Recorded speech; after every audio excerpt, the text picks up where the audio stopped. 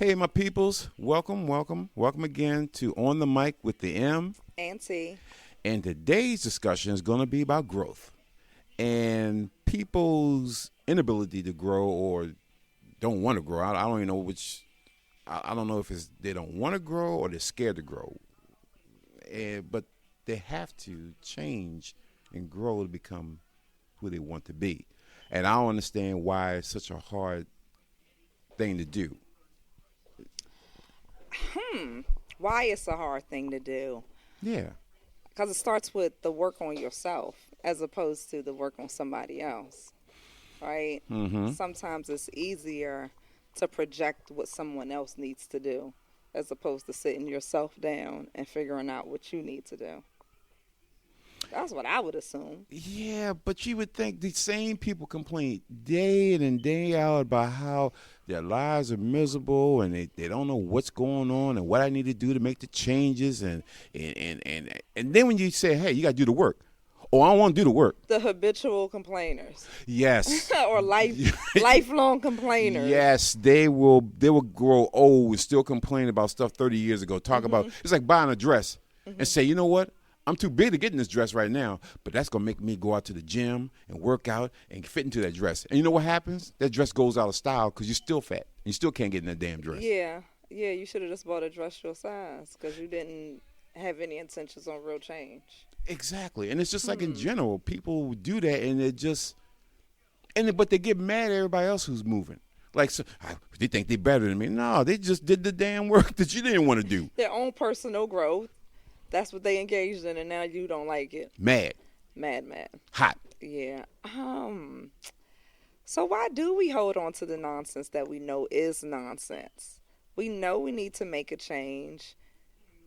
We know what we're doing, and what we continue to do does not bring us the change that we want. Or not even the change, but the outcome.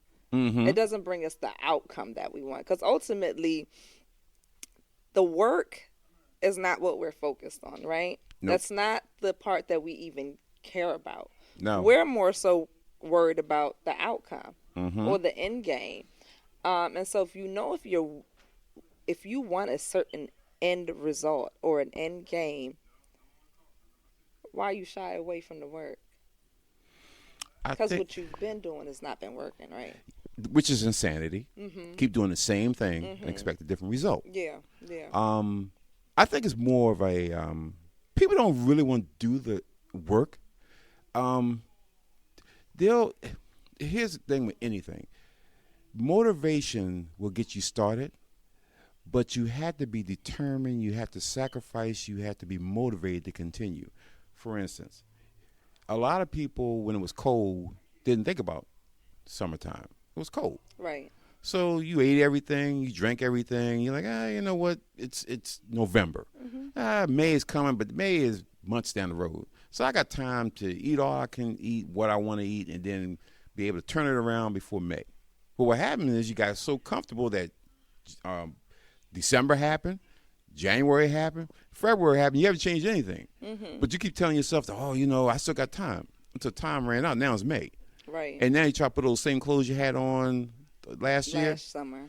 Don't fit at all. Okay. And then you're mad, like, I can't believe I ain't gaining that much. I can't believe I'm this big now. Well, what do you think was going to happen if you kept eating the same amount of food, not exercising, and then wishing upon a star that, I'm just going to pick up and do what I need to do, and now you're bigger than you was last year. So who's to blame for that? Right. You have yourself to blame, but that one's easy, right? Where you can identify the work needing to be done is pretty much two things, right? Watch your diet and exercise, perhaps, right? But what does the work look like when we're referencing like a young man in the dating realm and someone says you need to get your act together and technically, you keep running into the same type of woman or the same situation, right? And they say you need to do the work to get yourself together. What does that quote unquote work look like? Because it's easy to say that, and it's kind of become something like that cliche term that people toss around like, oh, you need to do the work. Exactly. You better do the work. Yep. But do we actually know what the quote unquote work looks like? I think in a lot of cases we really don't, because you have to think about it. If someone tells you to do the work, Yeah. and let's say that you're just who you are based on situations and circumstances. Right. For someone to say, then you got to do work, you're not where you should be based on someone else telling you that. Right. And then if you say, oh. Or based on where life has positioned you at. You know that's to be uncomfortable. You know you're not supposed to be there. Very true. Yeah. And that means you really have to, it goes back to looking in the mirror. You have to really look at the mirror and say, what change you need to make? So you have to know that. You have to say, okay, what am I not happy with? It goes back to that journal that I talked about in the first episode. You have to literally sit down and take a piece of paper out and write down your pros and cons and be realistic about it. It's not about what you think somebody wants to hear, because it's you. Yeah. So you're not worrying about what anybody thinks, but you got to look and say, okay, I may not be motivated enough to do this. So how do I get that motivation? So how do I change that? In other words, get in your own judgment-free zone. You have to. You and be got honest to. You with that pen and paper. Yes. And write down what's really going on with Exactly. yourself that you're not really comfortable or happy with. Exactly. And you can't do it in your head. See, a lot of people want to sit down That's true. and want to sit outside and think about, you know what, I need to make this change, but that's going to take me doing this. So what happens is you start to bounce. It's like a bullet that's just bouncing around in your head and going nowhere. It's like your thoughts are just wandering around, or you're daydreaming, so to speak. Yes. Right? Yes. Because you're not really planning anything. You don't have anything to refer back to, like, oh, I wanted to obtain this goal, or I wanted to calm down this trait or this habit. And let's say in 3 weeks you forget about that, that you even thought about that you were going to engage in any bit of change. As soon as the thought leaves out of your head, then it's just gone. But if you know that you have that written down as a reference, you open that up and you see, oh, this is what I'm working on. That reminds you and, realigns you to what you technically wanted out of life. Exactly. And a lot of people don't. Right now, I say they're busy. Oh, I'm so busy, I can't do this. No, you're not. Let me tell you. If your health deteriorates, you'll quickly say, oh, you know what? I need to start working out. I need to start doing this. Why? Because situations have changed that it made you now be aware of your health. You shouldn't wait till something that dire happens, like, you know what, if you eating wrong and all of a sudden you end up with diabetes or cancer or whatever. Right. That shouldn't be the eye-opener. You should realize, like, wait a minute. I need to make a change now because I know this is not going to end well. And make that change, i.e., if you look at your life and say, hey, this ain't going the way it should be going, you have to be realistic about it and sit down and actually write, and you have to come to it every day. It's now you have to change the habit. Yes. Your habit is, now I get up every morning, I look at my book, I knew what I'm trying to go after, and just every day look at that book. And people need to do that. But people want to do it, I can do it myself. If that was the case, we wouldn't have the problems we got right now. And you're not supposed to do much of anything on your own. That doesn't even make sense. We've adopted this weird idea that you're supposed to do so many things on your own, and that's just so false. It's the furthest thing from the truth. Exactly. And you look at for instance, a young man, and depending on his background, he maybe just circumstances made him who he is. If he worst case scenario, no daddy, no mama, living with different people, he ends up 18. Okay. So now he's 18. He's quote unquote legal in the eyes of the law. Right. So now he's out there. He's searching for someone. For me, he is now a cracked, possibly broken individual. Why? Because stability wasn't there. He had to basically grow up himself. Yes. So he's in that survival mode, which is unfortunately because from age 0 to 18 should be nurturing, teaching, guided, training, guidance. He didn't have that. So now he's 18. He's out here in these streets trying to now take that survival mode in which he was brought up on and now trying to convert that to a functioning, loving human being. He don't know where to start. Okay. I think at that point you need to go out there and you need to start searching because it's not going to come to you. It's not one of those things you're going to sit there and hold your hand over and say, I need guidance, I need knowledge. It's not going to fall out the sky. You have to go out there and search for it. That means you have to do the work, which means you got to go outside yourself because you have to go outside your comfort zone to get comfortable. which is kind of weird, but you have to, you're like, I got to Give learn. me some resources. Who you referring to? Oh, wow. It's so many things, Coworker. Could be older, coworker. yeah. Could be someone In the job older, who's older. who is established. You can look up and say, hey, they're living their life a certain way. Have a conversation with them. Absolutely. So it could be as easy as the people you work around, opening your mouth up and having a just honest conversation, very generalized. You just said something. Opening up your mouth. Yes. Yeah. The problem is people don't want to feel stupid, or people don't want to feel like I shouldn't have to ask you anything. I should know it. And I think if we get past that mindset, that's the issue we have in this world. Like everybody's like, I have the answer to it. And you really don't. You just going, again, bounce around in your own mind about what the answer is, what the solutions are.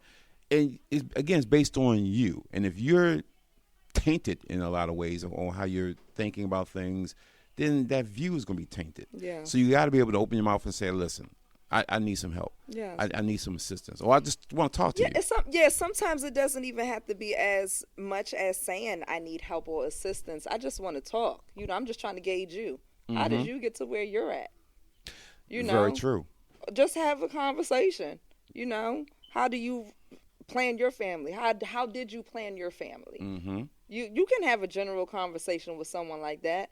And I guarantee you a lot of the things that you feel uncomfortable to speak about with people, especially when you speak to someone with maturity, it may just come out.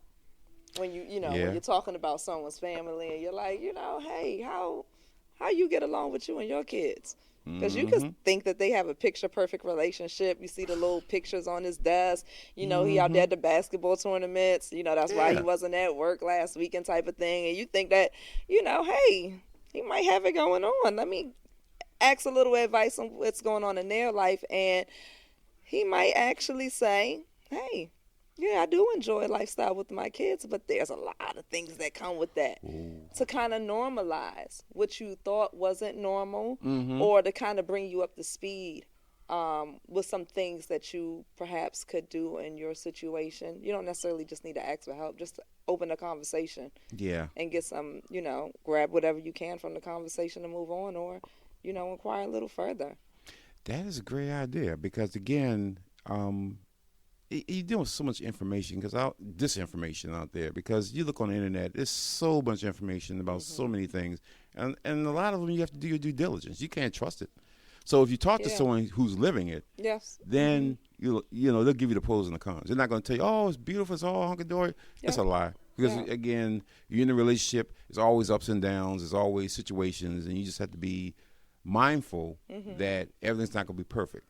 And everything is going to, you have to go through some things sometimes. But that's especially for young men, because, a lot of young men don't realize or don't see their value, or how do they fit in, or what do they have to offer. And to be honest, we're still learning. I mean, as women and men, we're learning. I mean, so it's a constant learning experience. It's not like, oh, I'm 22. I know everything. No, you don't. You'll learn to the day you die. Yeah, adopting the mindset of having a lifelong learning experience. Yeah, that's sensible. You would think so, but some people you talk to don't have that same mindset. It's like, oh, I'm good. I'm good who I am. But then you look at them from the outside, he's like, wow, but you're miserable. Yes. You're miserable as hell. Yes. And you don't even know it.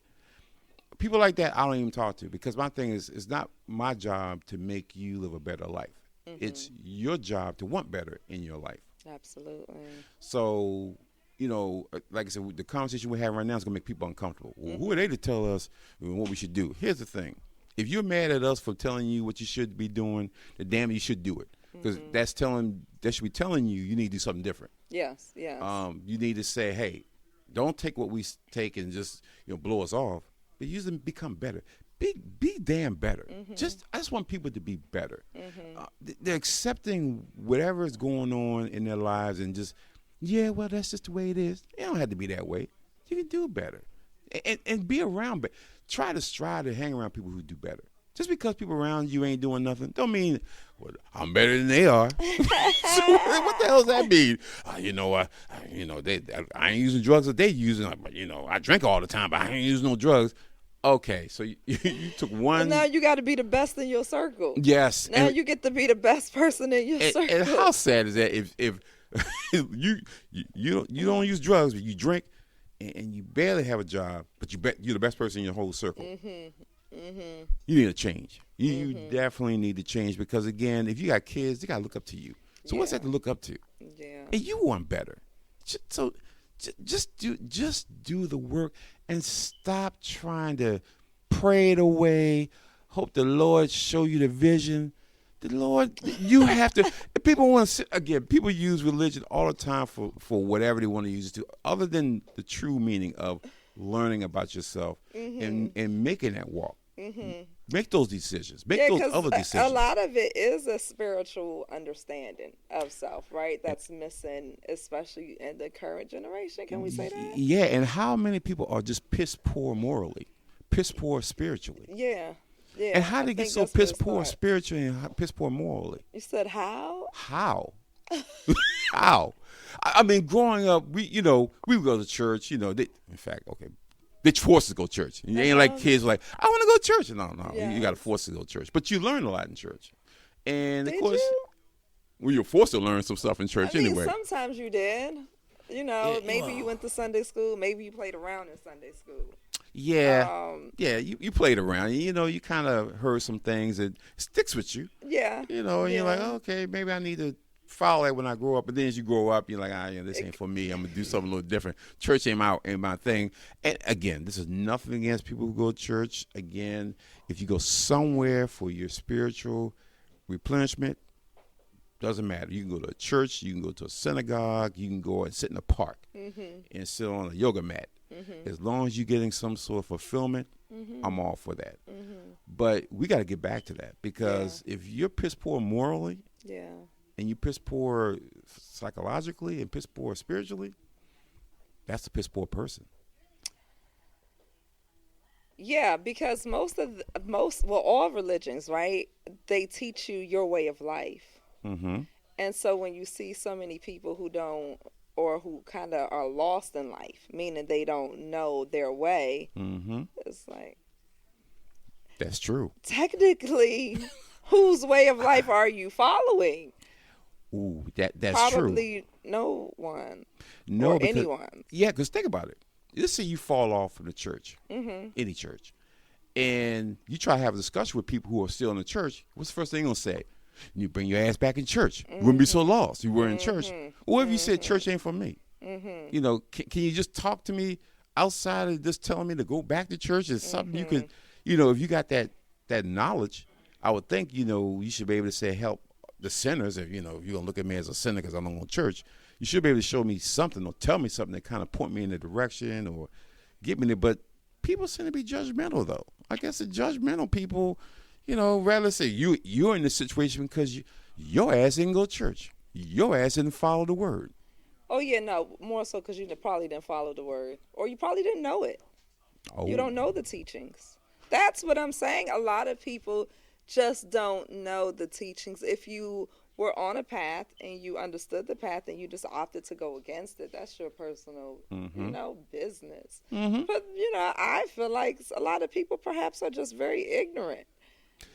Yeah, and then your mom tries to tell you what to do properly, or your dad, or your uncle, or your teachers, and then you're just like ignorant to everybody and everything, and you try to create your own way, so to speak. True. Thinking that is, what you do. Somehow, you just make your own way out here, even though you've had so many people there to advise you. Even though what you've been doing is not working for you, you're still trying to make your own way. It's like you'll be 30, still upset, trying to make your own way, taking no one's advice, and miserable and talking about I don't need to change, pointing at everybody else. That's a bizarre concept. And it's about ownership. It's about ownership and accountability. We all have to be accountable in everything we do in our life, and we have to own it. Yes. You know, nobody want to own anything anymore. Everybody, you make a mistake, it's just you know I made a mistake. You won't blame everybody else. Well, society, the man, the any kind of person has caused you to make this bad decision. When you just say, I made a bad decision based on whatever. Yes. I wanted to make the bad decision. Then you have to live with it. Own it and live it. Yeah. Own it and live it and say, let's make a change. Because if you don't make a change, that feeds to everything else in your life. Well, that ends up being the problem as well, is when you can't own it. You're not accountable for what you are doing. So how can you change something that you're not doing? Ooh. In your mind, I'm not even doing that.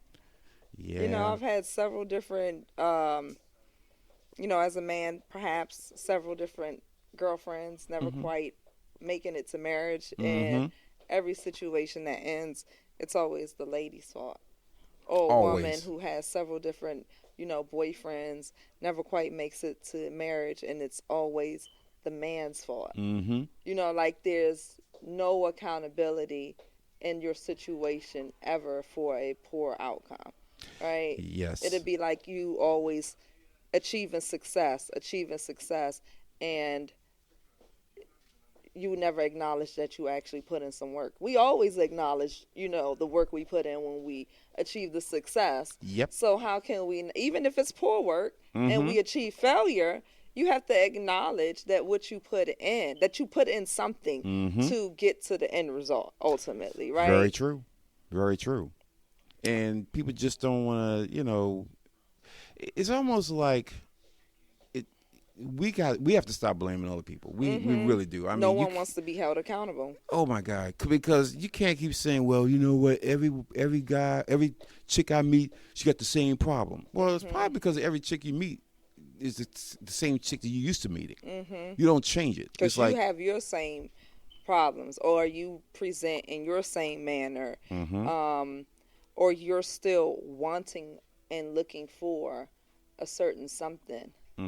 Right? You've not matured yourself. You say that you want one thing, right? But when it actually comes to the situation, when your eye is looking around the room, you pick up a totally different type of woman. And exactly, if you keep coming up short and you keep doing the same thing over and over again, you have to be accountable that you're not picking out the proper person for you and that you are doing this over and over again. Not that person has lots of flaws, because you've probably been identified that the person had lots of flaws or lived a lifestyle that wasn't conducive to your lifestyle, right? And then for some reason you're pretending like, oh, well, she was the problem because she couldn't do this or she didn't do this. But you continue the situation knowing that all of these problems existed and they weren't going to go anywhere because it just couldn't. The problems couldn't go any. It's just who these people are. Yes. And that's who each other are, and you continue to go down that path thinking that for whatever reason, either one of y'all is going to do something different. Now, kaboom, it ends, and now it's all the opposite person's fault. You have to take some fault in situations, and then you can change and grow. Very true. Yeah. And I think that's the bad part, because a lot of people don't really want to. It goes back to what we said before. Don't want to really make that change because to them it's too much work. I know I'm messed up, but as long as I can fit in my messed upness, then we can tolerate each other. But eventually it's not going to work, because your old demons are going to pop back up, because whatever is going to get under your skin is going to get under your skin. You're going to find a reason. Oh, you know what? She's like the other one. Yeah. And you really have to make that change. That really have to say, I'm tired of living like this. I'm tired of going through the same BS. What you just spoke to kind of reminded me of, instead of doing the work, it's like getting out of your comfort zone. Right? Yep. You're very comfortable when you're dating or when you're bunned up. That's my phrase, bunned up. So okay. Bunned up. When you're bunned up with somebody, so to speak, right? It's very comfortable. And some people perhaps want to do the work while they're bunned up. But sometimes when you're bundled up, when you're comfortable, there's not much change that occurs when someone is comfortable, unless they're very mindful that a change really needs to happen and there's really a plan in effect for a change, right? Which generally is not, most people aren't capable of that. No. So yeah, when you said that, I'm just like, yeah, no, that's being comfortable, right? Outside of doing the work, we don't want to get uncomfortable. There you go. And so that kind of stops us from being willing to even engage in actually doing the work. Because as long as I'm comfortable, you know, I could be miserable, but I do have some comforts here, right, in the misery. So yeah, especially when we're talking about relationships. Oh Lord, that's true. And at some point, you know, that comfort level or being comfortable, if you're in that type of relationship for a long period of time, because time does continue to tick away. It does. At what point do you realize that I need to do something different? So that comfort level is deceiving, meaning it's not going to be long lasting, right? It's going to fizzle out, and at that point, once it's fizzled out, that's when you realize you got to do something different, and that's pretty much the serial lovers, daters, whatever. You know, where you kind of see the situation where you always have someone new, so to speak, because, you know, I'm just not willing to do the work, and it's easier for me to dismiss you and dispose of you, as opposed to me calming myself, me doing the work, me being by myself, me figuring out, you know, what actually happened between you and I, me having a solid conversation, you know, between me and you, so we can kind of clear the air, being mature about something. Maturity. That's the other thing that's missing, maturity. So many people think maturity is once you turn a certain age, you mature. No, that's not necessarily true. There's a whole lot of people 40, 50, 60 years old, immature as hell. Yeah. And they're wondering why, I can't believe I'm at this stage. And, well, you're immature. You haven't grown up. So you're not going to get to where you want to be at. And they're always envious of people who are there. Yeah. I can't believe they did it. How'd they do it? Well, why don't you ask them? Why don't you get outside yourself and ask them, well, you know, well, how'd you do it? Well, you know, but again, it's that ego thing. Like, you know, well, I know what's right. Even sometimes when you ask people how they've done it, though, you're still not willing. And so let's take relationships again, right? I ask you, how do you and your spouse achieve such a peaceful and calm situation? And you respond to me, oh, we went to therapy and we learned how to talk and communicate to each other. Yes. So we realized that we didn't actually know how to talk and communicate to each other, especially after going through, you know, therapy sessions. That is true. In that moment, right, I have a choice to make. Do I trust his word? Do I dive deeper? Do I ask anyone else, hey, have you had this experience? And then am I willing to take that next step? True. Because some of us just are not, right? I'm stuck in my ways. I'm who I am. I am who I am. I'm going to die who I am, and damn it, I'm not good. Miserable. That's exactly. Right there. I'm not. I don't give a damn what. And every day they go home, and again, in the public eye, you show everybody this. Oh, I'm strong and everything. But you go home, you're crying at night, wondering, why am I by myself? Why can't I find somebody? But you keep asking the questions, but you know the answers. Yeah. And that means you really have to get uncomfortable. You do. You really have to really get uncomfortable with who you are.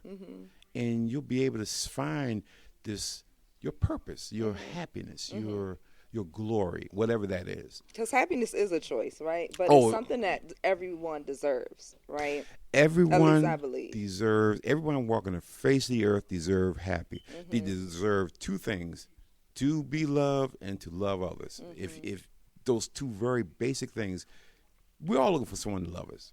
Absolutely.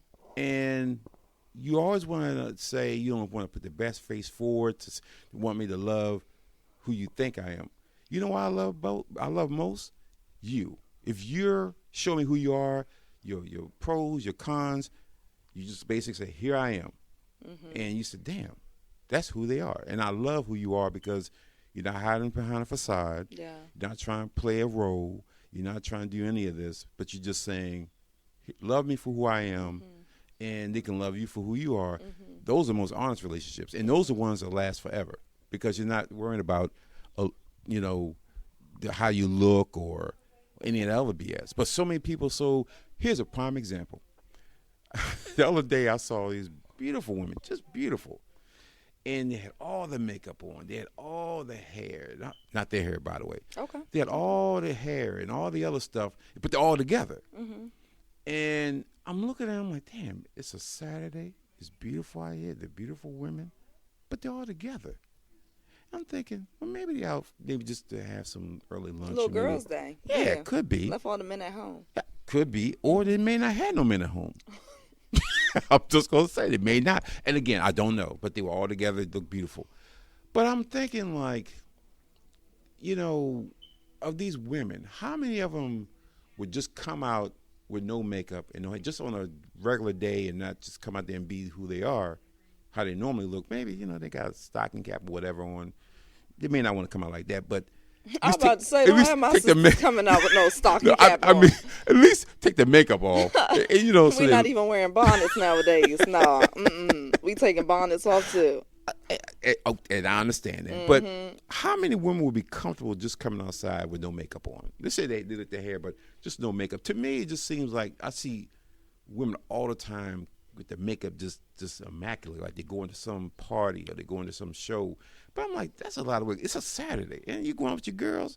You just, you may do your hair, but the makeup and stuff is just, it's just. It's a Saturday night. I had to Saturday morning. Saturday morning. See, Saturday morning. So no, Saturday morning. We ain't talking about Saturday night. Saturday night, I understand it because you're out there, you're mingling, try to hook up somebody at night. I understand that, but in the morning, y'all hanging out with each other. Oh, just face down, hair down, everything just tight. And I'm just like, couldn't you just come out and just look regular or I think that's something that you can afford to think about being in a relationship for so long. Both of you. You've been married for such a long time and you've been with your partners through looking fantastic. But the key thing that the reason why I interjected was because when you guys first started this podcast, you said something very important. You said when you date, you're showing somebody the best version of you, right? You're always trying to be the best version that you can present to the person you're trying to attract. So, if the best version of you, hair done, makeup on, good outfit, you're out Saturday morning, right? You're outside with your girl. That doesn't necessarily mean that y'all just sitting here going to just go out and look like whatever. If you don't have a man and you are trying to find a man, men who are attracted to you will see you and approach you because I don't know who the hell you are seeing you from across the room. I know nothing of you. I know you because I know you. But if somebody walked in this door today, I have no clue what the history is, what they have seen, what they've dealt with, who they've heard, any of that. I just see what you look like. So if I see what you look like and you got your hair nice and long or whatever, but maybe you don't have no makeup on, maybe you're wearing generic outfit, I'm like, oh, okay. Keep it pushing. I'm gonna let you slide through. But you come in, your makeup on, clothes all nice. Who the hell is that? Peacock strut going. Right. Okay. Because that's as a female, that's your peacock. That's your calling card. Exactly. Just like for you, your calling card is you can walk into a room, you got your gray beard, your hair all long and dreaded. They see the little gray sparkles. Did he call them sparkles? Yeah, I call them sparkles for you. Gray sparkles. Because they glisten in the light. Because they glisten in the light. Hair all long, right? Yeah. That's you showing off without you showing off. Because you're the OG. So younger girls are going to be like, dang, look at him. He fit. Look at his arms. He all muscle. You go to lift something. Oh, look at his body. You know what I mean? That's you showing off without showing off. So for a woman, if you... I don't get a chance to talk to you until I pull up on you. But I gotta have a reason to pull up. And they're trying to attract that man to pull up. But I think also at some point, right? I don't know about y'all, but I know in my day, okay, no makeup on, you gonna notice me from across the room. I'm just saying. Remember what they say where the Nia Longs at? The girls without no makeup? Uh-huh. Now you gonna notice some of us from across the room. No makeup on. That's true. Right? That's true. And so is it that there's too many who's out with the makeup on Saturday morning? Is that what's happening? That may be it, because you're right. There's a lot. I think that's, as a producer says, it's a calling card. Yeah, it absolutely. It's a calling card. And you're right. You're out there with never thought about that. You're out there with the young ladies and you bring Saturday morning, and you want probably to out bring the your brunch, best. and it's probably a good brunch too. It yeah, has to be. I gotta If you're looking bring like my that, A-game. oh, you got to. Nah, So you're for seeing real. somebody. You want somebody to see you. Yeah. And yeah, I guess the women. I guess some women don't need as much makeup as others. So it was too much. I think it was too much. Okay. I think it was. For your generation, is it too much? For When you us, see the average woman today. so if I see an your average age woman group, and I'm like, I'm more impressed at a woman, like I said, with no makeup on than with makeup on. However, I also understand that some people just simply benefit from having makeup on. You know what I mean? It's not necessarily an insult, it's just fact. Women have so many ways to modify who they actually are. You have surgeries, implants, you have makeup, you have heels. You can change your height, the actual look of who you actually are, and your physical body type. Yeah. No cap. A dude can't do none of that. If I see a dude out there looking like Prince, freaking eyeliner, eyebrows perfectly done, chisel contour, there might be a chick who's sitting there saying, wow. But more than likely, you're probably thinking, that dude not looking for me as a woman. He's looking for somebody else. But there are guys who do that. But most guys don't, because you can't. No guys walk around in heels. Most guys aren't. You can't modify your height. I can't modify my size. But a woman can modify all of that to fit an image in which they believe the people they're trying to attract desire. And I hit, and that's great. But now comes the next part. The outside looks beautiful. Yes. Then how are you inside? If you're using that to catch me, that's great. But once I actually now start to talk to you, hopefully you're deeper than the outside. Hopefully this is just a calling card for a deeper conversation. Because if you don't know anything, it's like, oh, she's just pretty. Yeah, that's what I would assume. We gotta go deeper. The question is, what happens when you have to take all that off and you have to be your actual real self?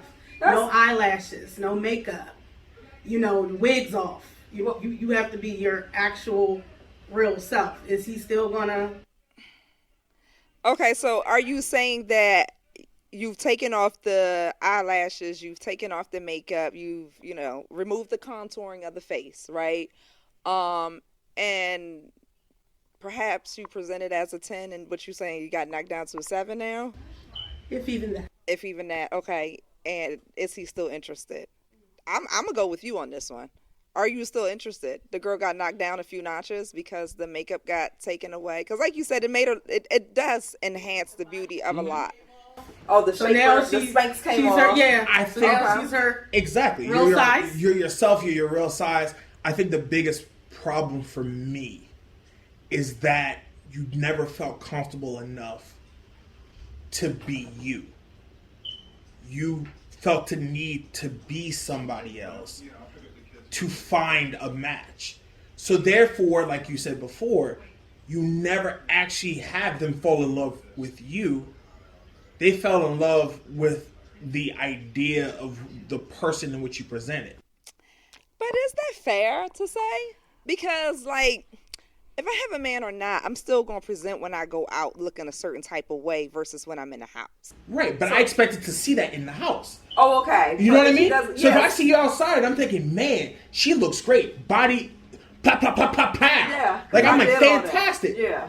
We get to the crib, you're like, whoo! You start taking the hair off, you wipe the makeup off, you take the leg off, like type Joe. I'm gonna get you something. You know what I mean? Whoa. No. Don't make me hot. Don't make me hot. So then we get with amputees. No, but I'm saying it was a ridiculous idea, but the same premise of the guy as a woman, the guy that you meet is the guy that you meet. He might tell you things that convince you, but what he looks like is what he looks like. It is what it is. Yeah. Okay, but y'all still deceiving either way, though, because you come over smooth talking me. You're not regularly a smooth talker. You're rough. You talk to me rough after this night, right? You normally get the rough talking me later on. Right, because that's what your attractiveness is, right? For women, their attraction is emotional. Yeah. It's what I say to you.